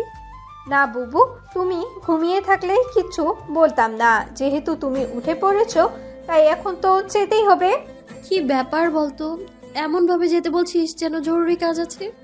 জরুরি কি না সে তো গেলে বুঝতে পারবে। চলো তো চলো। আদ্রিকা অরুণিকাকে টেনে দাঁড় করিয়ে দিল। বাহিরে বের হয়ে বাগানের দিকে নিয়ে গেল। তারপর হুট করে অরণিকাকে দাঁড় করিয়ে রেখেই সে ছুটে চলে গেল। এদিকে অরণিকার কোনো কিছুই বোধগম্য হচ্ছে না। আদ্রিকা চলে যেতে আম গাছের সামনে তাকাতেই পিলে চমকে উঠে তার। ভূতের মতো সাই করে সামনে এসে দাঁড়িয়ে পড়েছে আহরার। এমন সময় নিজের বাড়িতে আহরারকে দেখে যতটা না অবাক হয়েছে তার চেয়েও বেশি ভীত কাজ করছে। যদি কেউ দেখে ফেলে। আশেপাশে সতর্ক দৃষ্টিতে নজর বুলিয়ে আহরারকে চাপা স্বরে প্রশ্ন করে সে। আপনি এখানে কেন এসেছেন? আহরারও অরণিকার স্বরকে নকল করে একই ভঙ্গিতে বলে ওঠে, আমার শ্যামবতীকে দেখতে। আহরারের উচ্চারিত বাক্যমালার জন্যই হোক কিংবা তার বলার ভঙ্গিতেই হোক, কথাটুকু শুনে শিরশির করে ওঠে অরণিকার সারা শরীর। আহরার পুনরায় বলে ওঠে, তুমি ঠিক আছো তো অরু? আহরারের কণ্ঠস্বরে কেমন দুশ্চিন্তা প্রকাশ পাচ্ছে। অরু সরাসরি আহরারের চোখের দিকে তাকায়। সেই চোখে একরাশ মায়া আর মুগ্ধতার ছড়াছড়ি, যা হয়তো অরুর জন্য প্রকাশ পাচ্ছে। চোখে চোখ রেখেই অরণিকা উপর নিচ মাথা দুলিয়ে জবাব দেয়, ঠিক আছি। স্বস্তির শ্বাস ফেলে আহরার। কিছু সময় নীরব থেকে বলে, অরু, হুম? আমি চলে যাচ্ছি। ঝট করে ফিরে তাকায় অরু। আহরারের চলে যাওয়ার কথা শুনে কিছু একটা কি হলো তার? কি হলো? হয়তো একটু খারাপ লাগা সৃষ্টি হলো। স্বাভাবিক, একটা মানুষকে বেশ কয়েকদিন চোখের সামনে দেখেছে, তাই তার চলে যাওয়ার কথা শুনে এইটুকু মায়া তো কাজ করতেই পারে। অরুর এক দৃষ্টিতে চেয়ে আছে আহরারের দিকে। জবাব না পেয়ে আহরার আবারও বলে ওঠে, কিছু বলবে না তুমি? কি বলবো? আমার চলে যাওয়াতে তোমার খারাপ লাগছে না? না। অরুর সোজা সাপটার জবাবে আহরারের অন্তরে যেন সূচ এসে বিঁধল। করুণ স্বরে বলে ওঠে, সত্যি আমার চলে যাওয়া না যাওয়ায় তোমার কিচ্ছু আসতে চায় না? এতদিন আপনার জ্বালাতনে খারাপ লাগলেও কাল রাতে আপনি আমাকে অনেক বড় বিপদ থেকে বাঁচিয়েছেন। আর তাই আপনার প্রতি রাগ বা বিরক্তি যাই ছিল সবটাই চলে গিয়েছে। এখন আপনার প্রতি একটা সম্মান আর শ্রদ্ধাবোধ কাজ করছে, সেটা সব সময়ই থাকবে। ব্যাস এইটুকুই। অরণিকার কথা শেষ হতে আহরার মৃদু শব্দে হাসল। সেই হাসিতে স্পষ্ট বেদনার ছাপ। এই বেদনা আশা নিরাশায় পরিণত হওয়ায় বেদনা, যা অরণিকা বুঝতে পারা সত্ত্বেও অবুঝ হয়ে রইল। সুগভীর চাহনি মেলে শেষবার তার শ্যামবতীকে চাইল আহরার। তারপর কোমল স্বরে বলল, কাল রাতে তোমাকে আমার মনের কথা জানিয়েছিলাম, কিন্তু কোনো উত্তর পাইনি। উত্তরের জন্য আমি জোরাজুরি করব না, তবে আশাও ছাড়ব না। এই যে আমি চলে যাচ্ছি, এই যাওয়াই কিন্তু শেষ না, শোনায় না। আমি ফিরব, আমি আবারও ফিরব, আমার উত্তরের জন্য ফিরব, যতদিন না আমি আমার কাঙ্ক্ষিত উত্তর পাচ্ছি। কথাটুকু থামিয়ে কিছুটা এগিয়ে এলো আহরার। অরণিকার দিকে ঝুঁকে কানের কাছে এসে মৃদুস্বরে বাকি কথাটুকু সম্পূর্ণ করল। আমি তোমার পিছু ছাড়ছি না। কথা শেষ করেই সোজা হয়ে দাঁড়িয়ে আহরার নিজের এক হাত এগিয়ে নিয়ে যায় অরণিকার দিকে।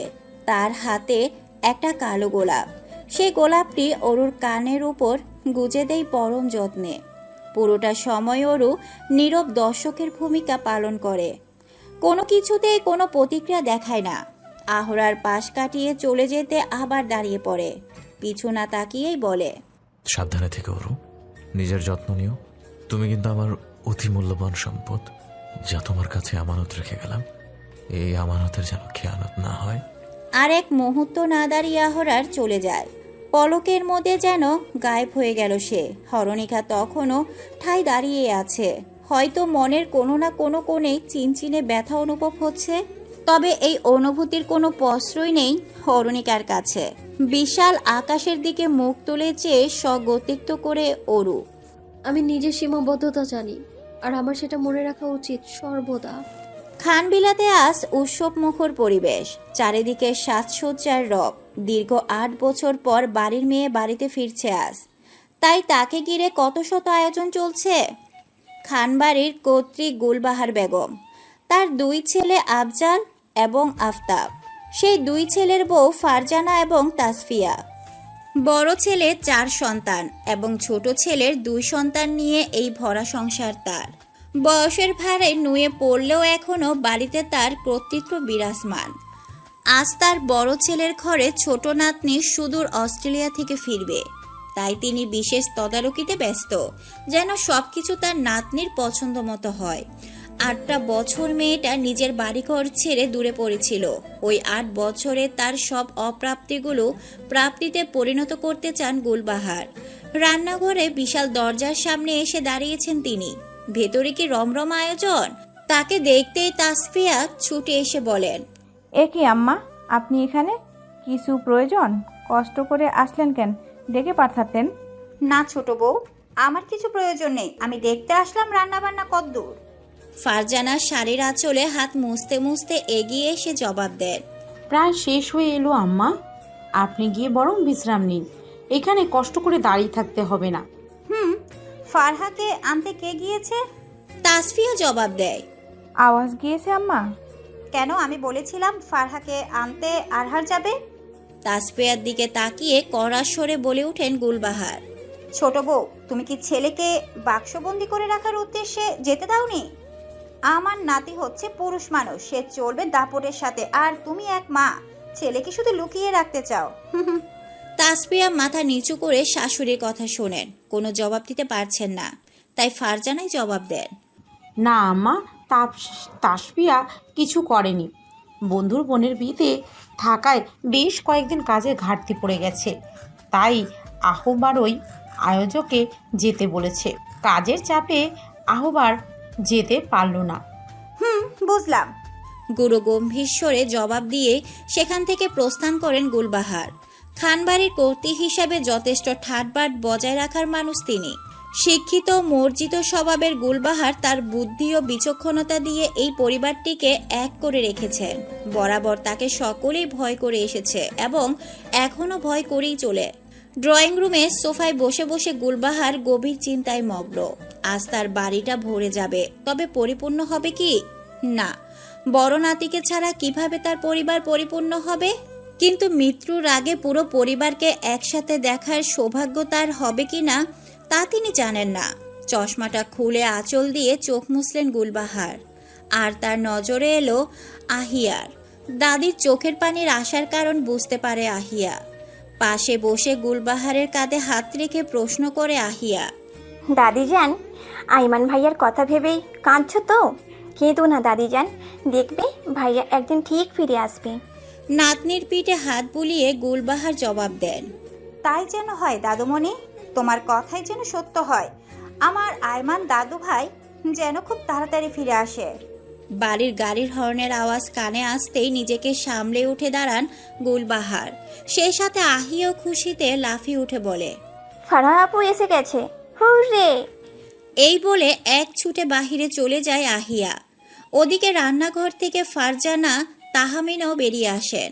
গাড়ি থেকে সর্বপ্রথম বেরিয়ে আসে আয়াস বেরিয়ে জিনিসপত্র বের করার কাজে লেগে পড়ে।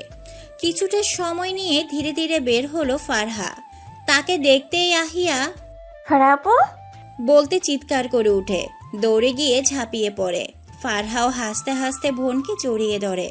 আহিয়ার জড়াজড়ি শেষ হলে ফারহা এগিয়ে যায় গুলবাহারের দিকে। দাদিকে সালাম দিয়ে জড়িয়ে ধরে সে। গুলবাহার বড় আদুরের ভঙ্গিতে নাতনির গা মাথায় হাত বুলিয়ে দেন। তারপর তাসফিয়াকে সালাম দিয়ে জড়িয়ে ধরল। তার কাছে কিছু সময় আদর খেয়ে এবার গেল মায়ের কাছে। ফারজানা মেয়েকে দেখে হু হু করে কাঁদতে শুরু করেন। ফারহা জানতো এটাই হবে। মাকে 2 হাতে আগলে নিয়ে সান্ত্বনা দিতে থাকে সে। মাই ডিয়ার কিউটি সুইটি মা, কাঁদে না সোনা, কাঁদে না। ফারহার দুষ্টামি দেখে সকলেই হেসে ফেলে। ফারজানাও কান্নার মাঝে হেসে দেন। মেয়ের পিঠে আলতো করে মেরে বলেন, এখনো শুধরালি না? মায়ের কথা শুনে হি হি করে হাসতে থাকে ফারহা। বাড়িতে তাকে নিয়ে তো হুরুস্থুল পড়ে গিয়েছে। সবার এত আদরের আহ্লাদের ফারহা রীতিমতো হাঁপিয়ে গিয়েছে। সবার সাথে হাসি মজা শেষে এবার সে রুমে যাওয়ার জন্য হাঁসফাঁস করতে থাকে। ছাড়া পেয়ে নিজের রুমের দিকে যেতে গিয়ে একবার আশেপাশে দেখে নেয়, না কেউ নেই। এবার পা টিপে টিপে এগিয়ে গেল নিষিদ্ধ ঘরের দিকে।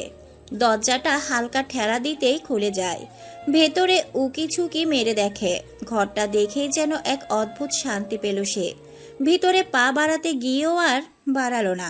মনে মনে বলল, না, যা তুমি অপছন্দ করো তা আমি কখনোই করিনি আর করবও না। যেদিন তুমি নিজে আমাকে এই ঘরে ঢোকার অধিকার আর অনুমতি দুটোই দেবে, সেদিনই না হয় প্রবেশ করব এই নিষিদ্ধ ঘরে। এখন এই যে ঘরটা দেখে নিলাম, এইটুকুতেই আমার পরব তৃপ্তি। এই বলে দরজা যেভাবে ভেজানো ছিল সেইভাবে লাগিয়ে রেখে নিজের ঘরের দিকে পা বাড়ায় ফারহা। আজ অরণিকা কলেজে যাবে। বেশ কয়েকদিন কলেজ মিস যাওয়ায় পড়াশোনায় পিছিয়ে গিয়েছে সে। নিজের পড়াশোনায় কখনো গাফেলতি করে না অরু।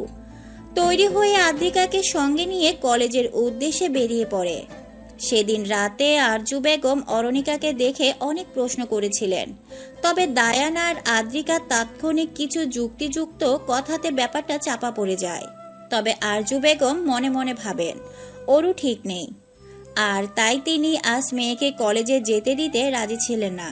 তবে অরুর জোরাজুরিতে রাজি হতে বাধ্য হন। কলেজে যাওয়ার পথে আদ্রিকা অনেক বকবক করছে, অরু শুধু শুনছে আর হুঁ হাঁ করে জবাব দিচ্ছে। কেন যেন মনটা না চাইতেও আহরারের কথা ভাবনাতে চলে আসছে। মনকে ধমকে ধমকেও ভাবনায় লাগাম টানতে পারছে না সে।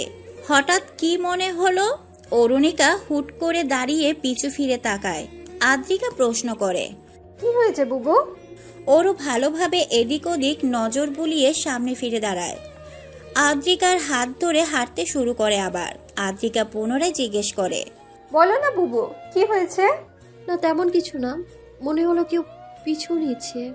এটা তোমার মনের ভুল বুবু, হয়তো কালকের ঘটনা নিয়ে ভয় পেয়ে আছো এখনো। হতে পারে। আচ্ছা বাদ দে, চল তাড়াতাড়ি পা চালা। অরু আদ্রি দ্রুত গতিতে কলেজের দিকে ছুটতে থাকে। এদিকে আড়ালে লুকিয়ে থাকা লোকটি বেরিয়ে আসে। ফোনটা বের করে একটা নাম্বারে ডায়াল করতে থাকে। পুরনো এক গুদামঘর। হালকা হলদে আলোতে দেখা যায় পুরো ঘর জুড়ে কেবল একটা চেয়ার, একটা টেবিল ছাড়া কিছুই নেই। সেই চেয়ারে বসে টেবিলের উপর পা দুটা তুলে আয়েশি ভঙ্গিতে গায়ে লিয়ে রেখেছেন এক আগন্তুক। গুনগুন করে গান গাইছে সে, যেন আজ তার মনে ব্যাপক ফুর্তি। হুট করে ফোন বেজে ওঠায় খানিকটা বিরক্ত হয় সে। ফোনের স্ক্রিনে না তাকিয়ে রিসিভ করে কানে লাগায়। আত্মা কাঁপানো ক্ষুদ্র কণ্ঠস্বর। হ্যালো। বলতেই ওপাশের লোকটা কিছুটা কেঁপে উঠল। ঢোক গিলে গলা ভিজিয়ে বলতে থাকে, বস, মেয়েটা কলেজে এসেছে, সঙ্গে ছোট বোনটাও আছে।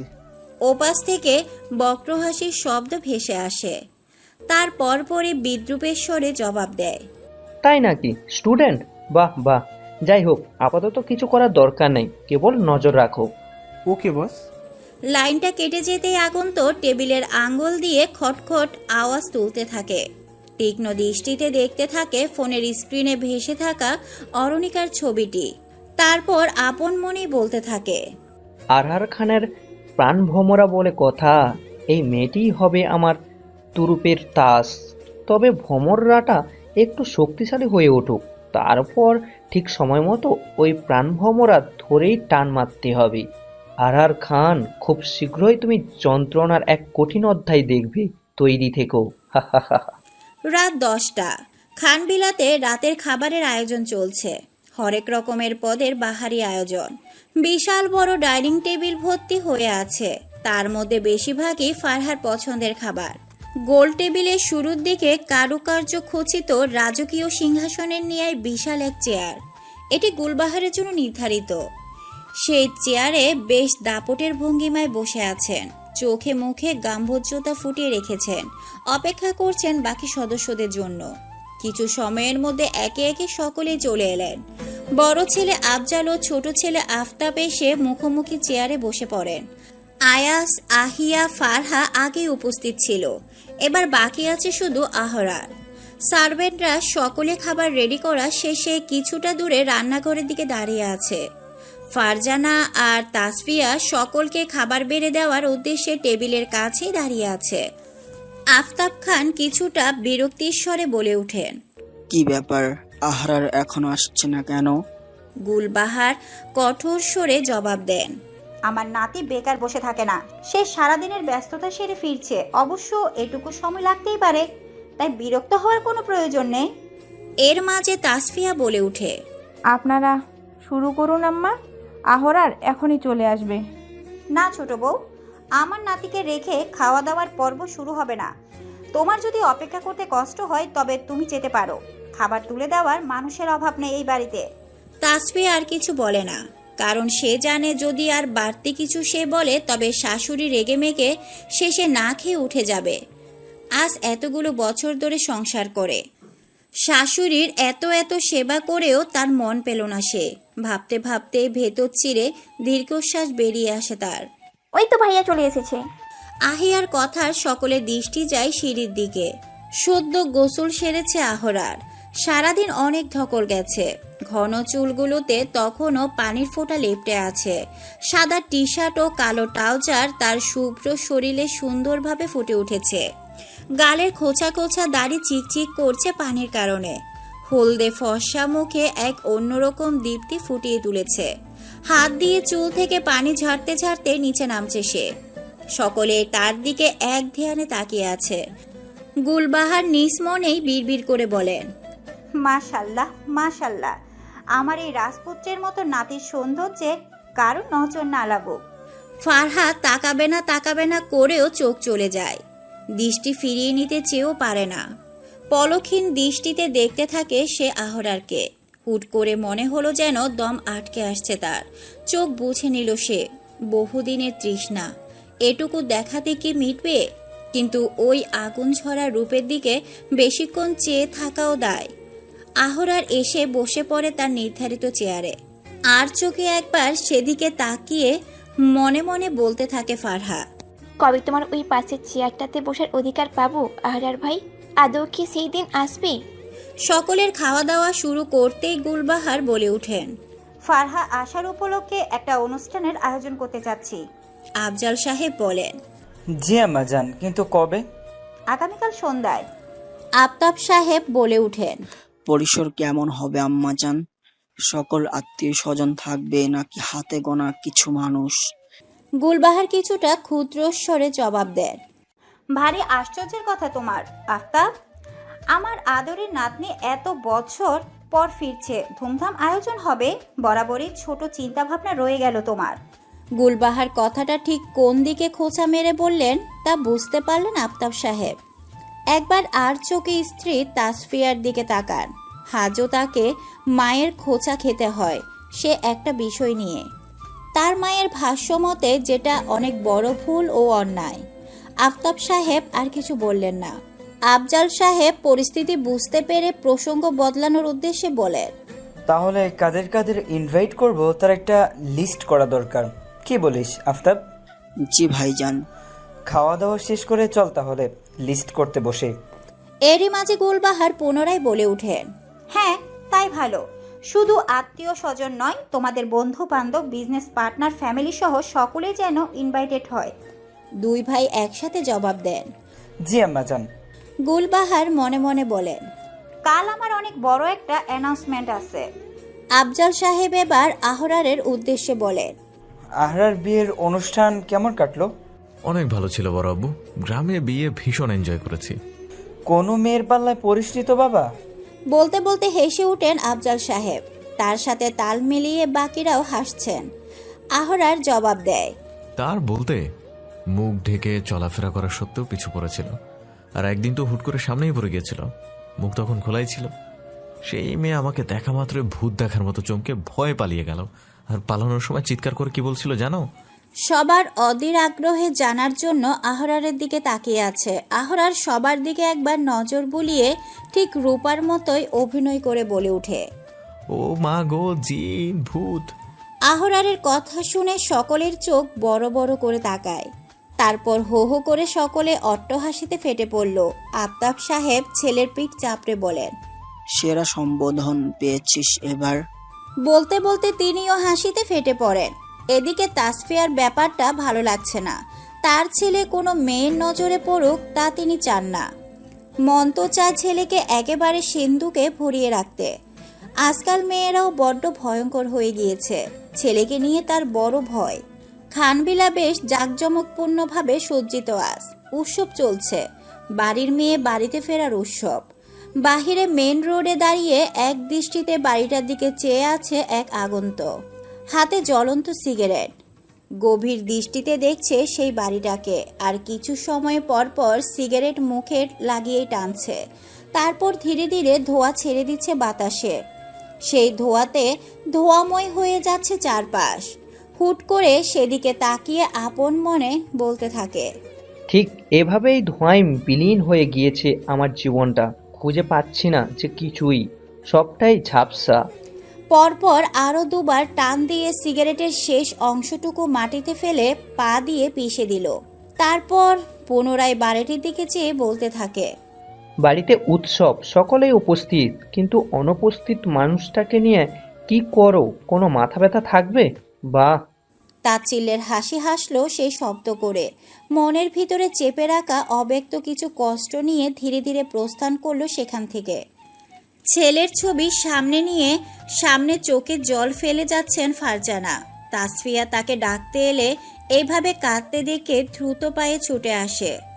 পাশে বসে কাঁধে হাত বুলিয়ে বলতে থাকে, কি হয়েছে বুবু, তুমি কাঁদছো কেন? তখনই তার চোখ পড়ে হাতের ছবিটার দিকে। হাইমানের ছবি দেখে যা বুঝার তা বুঝে গেল সে। তপ্ত শ্বাস ফেলে সান্ত্বনার সুরে বলতে থাকে, তোমাকে সান্ত্বনা দেওয়ার কোনো ভাষা তো আমার জানা নেই বুবু, শুধু এটুকু বলবো, কষ্ট পেও না। আমাদের আয়মান খুব তাড়াতাড়ি ফিরে আসবে। দেখো, ও ওর মাকে ছেড়ে কতদিনই বা দূরে থাকবে। 5টা বছর হয়ে গেল রে তাসফি, আমার ছেলেটাকে আমি দেখি না। ওকে একটু আদর করে দিতে পারি না। ওর পছন্দের খাবার বানিয়ে দিতে আবদার করে না। সারাক্ষণ মা মা করে কান ঝালাপালা করে না। ওর মা ডাক শোনার জন্য আমার বুকটা খাকা করছে রে। কবে শুনবো আমার আয়ুর ডাক? কবে শুনবো? তাসফিয়া আর বলার মতো কিছু খুঁজে পায় না। তার নিজের কাছে নিজের বড্ড খারাপ লাগছে। আয়মানের এই বাড়ি ছাড়া হওয়ার পেছনে কোনো না কোনোভাবে তো তার ছেলেটাই দায়ী। কি করবেন তিনি? কিভাবে এই সংসারটাকে আবার পরিপূর্ণ করবেন বুঝে উঠতে পারেন না। সন্ধ্যা নামতেই খানবিলাতে সকল আত্মীয় স্বজন আসা শুরু হলো। এরই মধ্যে বাড়ির বড় নাতনি অর্থাৎ আফজাল খানের বড় মেয়ে ফারনাজ এবং তার স্বামী নাদিম হাসান চলে এসেছে। ফারনাজ এসে মা, চাচি আর বোনদের সাথে আলাপে মশগুল হয়েছে। নাদিম ঘুরে ঘুরে বাড়িঘর দেখছে। এমন নয় যে সে প্রথমবার এসেছে এই বাড়িতে, মূলত সে যতবারই এই বাড়িতে আসে ততবারই এভাবে সব কিছু ঘুরে ঘুরে দেখে। দেখতে দেখতে একটা সময় সে আয়মানের ঘরের সামনে এসে দাঁড়ায়। সেদিকে তাকিয়ে থাকতে থাকতে ক্ষুব্ধভাবে হেসে ওঠে। দরজার কাছে এগিয়ে গিয়ে তাতে হাত বুলাতে থাকে। মুখখানে মলিন করে নাটকীয় ভঙ্গিতে বলতে থাকে, আরে খান বংশের বড় নাতি, যে কিনা সবকিছুর যোগ্য উত্তরসূরি ছিল, সে আজ এই পরিবার থেকে বিচ্ছিন্ন, একেবারে বাড়ির বাইরে। বলেই পরপর কয়েকবার মুখ দিয়ে ছ জাতীয় শব্দ উচ্চারণ করে দুঃখ প্রকাশের ভান করতে থাকে সে। তারপরে হো হো করে হেসে ওঠে। হাসতে হাসতে মুখে হাত চেপে ধরে আশেপাশে দেখে নেয়। কেউ আবার শুনে ফেলল নাকি? না, কেউ শোনেনি। হাসি থামিয়ে সোজা হয়ে দাঁড়ায় সে। এবার সামনের দিকে এগিয়ে যায়। কিছু দূর যেতে আহরারের রুমটা চোখে পড়ে তার। সেদিকে তাকিয়ে চোখ মুখ বিকৃত করে এক প্রকার ক্ষোভের স্বরে বলে ওঠে, আহরার খান। দৃষ্টি ফেরাতেই চমকে উঠে নাদিম। সামনে ফারহা দাঁড়িয়ে। আপনি এখানে কি করছেন ভাইয়া? না মানে অনেক দিন পর এলাম, তাই একটু ঘুরে দেখছিলাম। তা শালি সাহেবার কি অবস্থা? লং টাইম বাদে বাড়ি ফিরছো, কেমন লাগছে? ফারহা হালকা হেসে জবাব দেয়, অনেক ভালো লাগছে ভাইয়া। মনে হচ্ছে অনেক দিন পর প্রাণ খুলে শ্বাস নিচ্ছি। বাহ, গুড গুড।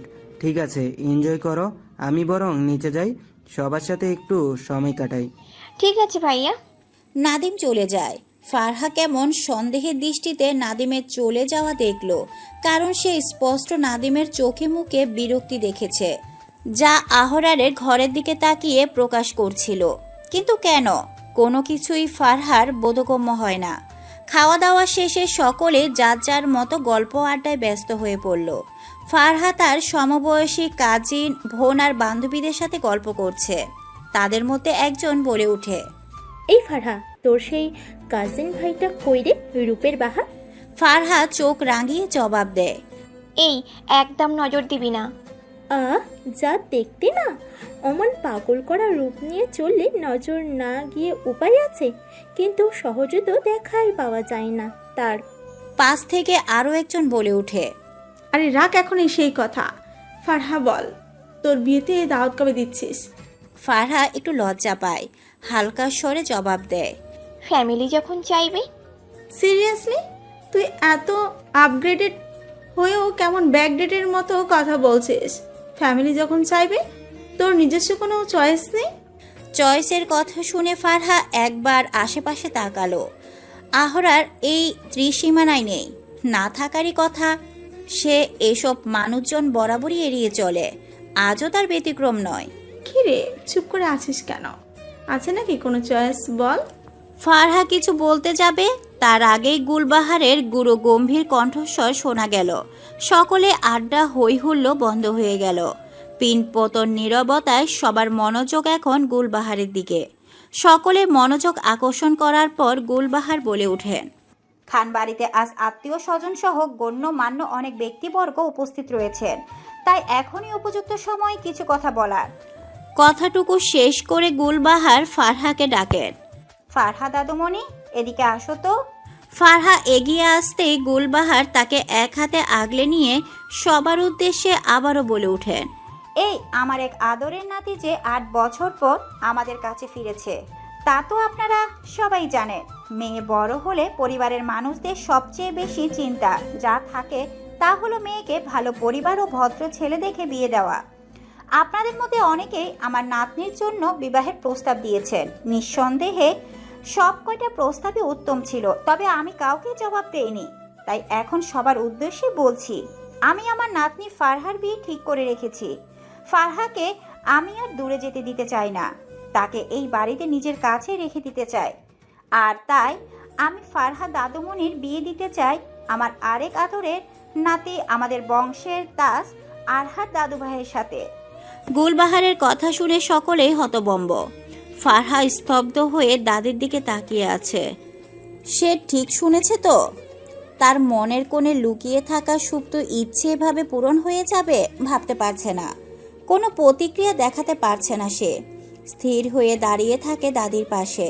বাড়ির কেউ ধারণাও করেনি গুলবাহার এমন একটা সিদ্ধান্ত নিতে পারেন। ইতিমধ্যে সকলের হাততালি দিতে শুরু করেছে।